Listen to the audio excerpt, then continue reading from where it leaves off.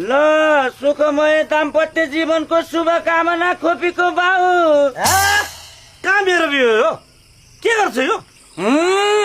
अनि कसको त बिहे? छोरोको नि ककेको।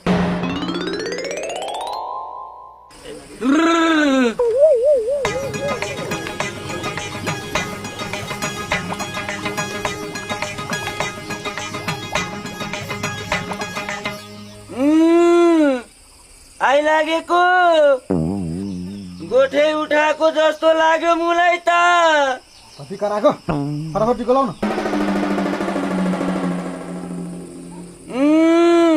त हल्लुडको सुखका दिन आउलान् जस्तो लाग्यो मुलाई। 2-4 वर्षपछि बुढीले वृद्ध भत्ता थाप्लिन् जस्तो छ। अब बाँच्न गाह्रो छैन तँलाई। के भनौँ, राम्रो होस्।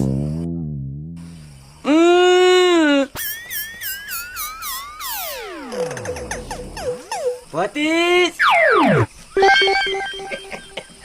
काकी उतै भजन कीर्तनमा भेटौँला।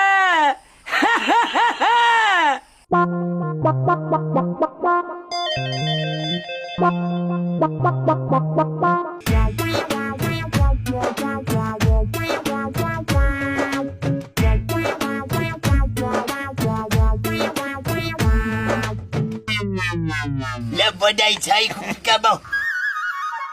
नमस्ते। नमस्कार। अनि तुलाई खोइ त उहाँ चाहिँ को त? यसको फुप्पो? ए है 1-2 दिन अगाडि कसैको फुपू नै थिइन्। अहिले चाहिँ यो घरको बुहारी दुलै।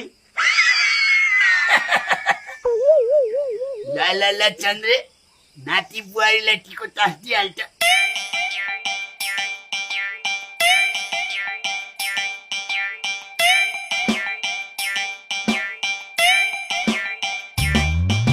है नाति, कर्मले ढुनमुनाएर त कुन भुवारीमा फसिस् त्यो चाहिँ मलाई थाहा भएन।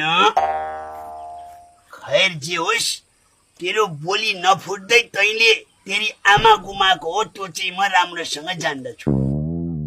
अब तैँले आमाको र श्रीमतीको माया एकैचोटि पाउने भइस्, त्यो चाहिँ मैले देखिसकेँ है नातिलाई। यो बधाई छ है बाबु। खोइ बुहारी यता आऊ।